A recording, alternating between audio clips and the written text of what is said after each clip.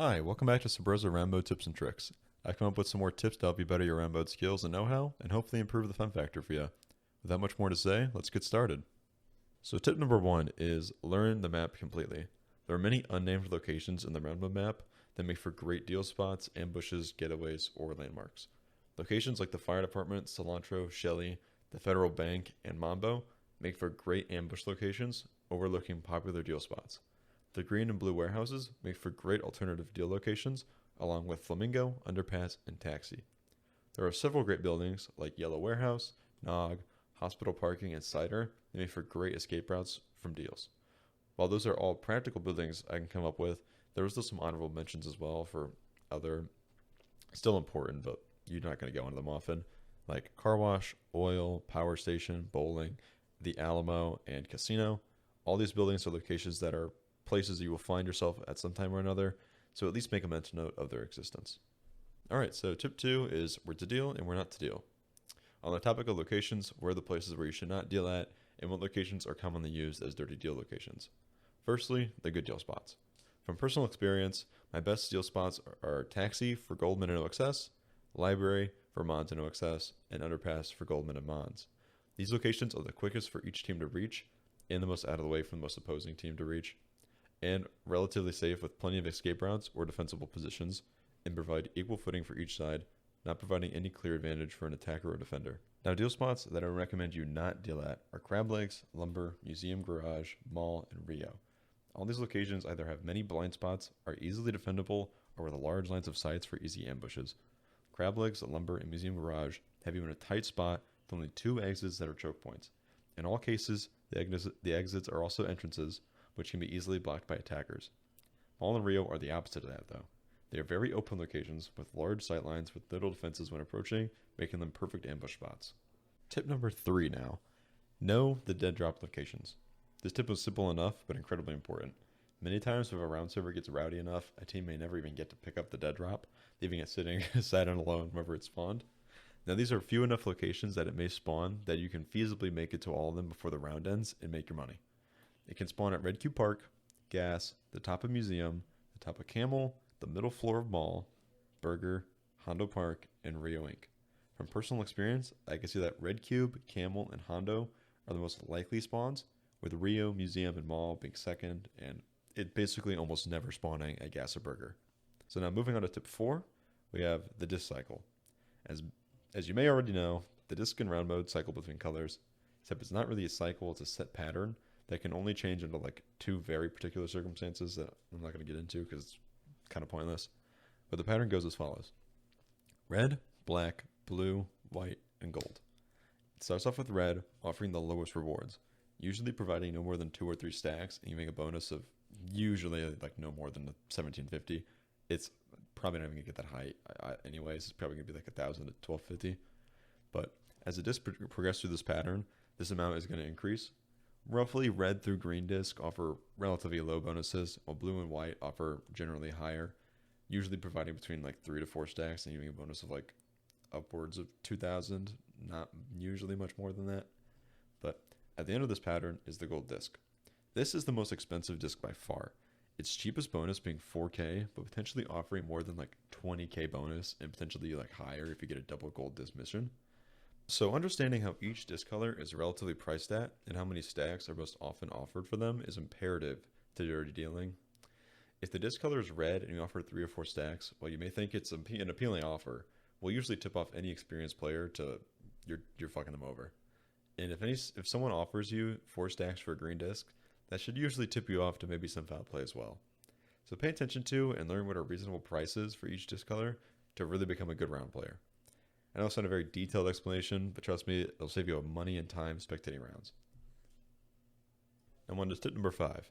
Town cars are predictable as fuck. Now, town car missions can be some of the most time-consuming, dangerous, and stressful mission types in a populated round server. So knowing everything you can about the town car AI is incredibly important when it comes to catching them before the other teams do. The first thing to know about the AI is that it does not follow any traffic laws. It always drives through red lights, it'll drive onto the sidewalk to get around traffic, and it'll ram through other cars to continue driving. The thing about them is that they never stop moving forward, so never expect to catch them stopped at a red. You should always be looking for a moving black town car. The second telltale sign is to look for its glass. A town car's glass renders indifferently than other AI cars. It'll be bright and shiny compared to the blank gray that the other cars will have at a distance. Being able to spot this at a moment's glance is the difference between getting the disc in the next 2 minutes or the next 7. And if you miss it and the next team comes along, they will most likely snag it before you ever get it again. So being able to quickly identify the cars is incredibly important. And lastly, the town car AI has set spawns across the map. I've actually made an alternative Rambo map that marks all these spawns so you can quickly and easily hunt down town cars in the most efficient manner possible. Alright, now for our longest tip. Tip number 6. How to make and lose money. Rambo mode's economy is obviously pretty confusing. Lucky for you, with the help of some friends, I've come up with some simple equations to help explain how the economics of round works. So to start, I'm going to define some variables for us to use. This number right here is what we'll be calling your wallet. This number right here is what we'll be calling your stocks. The money in your wallet is what your current usable money is. That meaning you can buy weapons and such with it. Each round, you are given $250 into this account, no matter what. It's a welfare check essentially. And when you complete a mission, depoting your stacks or a disc, whatever the bonus or prices of those objective items are, will be deposited into your wallet at the start of the next round. However, if you were to ever die while having over 10K in this wallet, you will be charged a death tax of 5% to your wallet's current amount.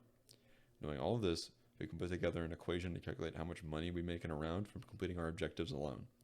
That equation is this. Now that we understand how to calculate what money we can make from completing objectives, we can now look at the stock side of things. Now the first thing to know about stocks is that you can see the stock prices by opening the scoreboard by holding H or by looking at it on the death screen. The stock price starts at $100, its lowest, and gradually increases to $500 for splitting, essentially just resetting the price of stocks back to 100. It's also important to note that there is a 2% sale tax on any stock that you wish to sell. Now, for every $500 that your company receives as a bonus at the end of the round, your company's stock will increase by plus 1%, meaning that if you were to receive a bonus of $1,500, that your company's stock will increase by plus 3%, thus yielding your stocks a 3% increase in value, along with increasing the price of the company's stock by 3% as well. The equation for this is this. This is the fundamental loop of round. You complete objectives to increase your own wealth along with your company's, growing your wealth through purchasing and increasing the company's stock value until the stock inevitably splits. This is the important bit. Listen up. Because of how the death tax works, you're able to keep a safe amount of money in your wallet at all times.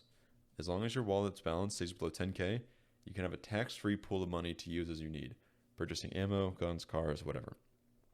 Now you can keep this pool of money afloat by completing objectives and using the money you earn from your bonus to pay for these things, up until you reach 10K. Once you reach the 10K mark, or if you've already passed it, you should put all the rest of your money into stocks. Having this money in stocks not only keeps it safe from the 5% death tax, but it also grows the money. Here's the downside though. While our money is inside the stocks, it should stay there until the company's stock has reached a relatively high stock price. I'd say somewhere between the 350 to 500 range. Not only does this allow your money to adequate time to grow, but also prevents it from being lost to the sales tax. Although fundamentally the sales tax is 3% cheaper than the 5% death tax, it is still a money loss. Also, when you're able to turn a $100 share into a $400 share, you're making $300. Now when that company stock splits and that stock price becomes $100 again, you've effectively turned one share into 3, which means you're going to turn $300 into $900 going forward and so on. So look, at the end of the day here are the key takeaways from all of this. 1, you receive $250 every round. 2, a bonus is money straight to your wallet. 3, for every $500 of a bonus, the company's stock will increase by 1%. 4, keep your wallet below 10K and any extra should be kept inside of stocks. And 5, buy low, sell high, and continue the cycle of increasing your stocks. And all right, that's the end of our tip video. Please let me know if there's anything wrong with my numbers on part 6. I'm not a math guy at all. That was just me putting numbers together and figuring out what worked. So let me know if that's not right. I hope you found this video useful. I'm going to put the file or link to the file of the Town Car Rambo map in the description so you can download that for yourself and use it in round. And, have fun. Hopefully you can use some stuff from this video and make a lot of money. Also, on another note, there will be another part 2 to this video. I still have some more tips I want to get out. This video is already just kind of long as it is, and I don't want to eat up any more time that you have. So keep an eye out for another tip video. It's going to be good. It's going to be good stuff. So have a nice day.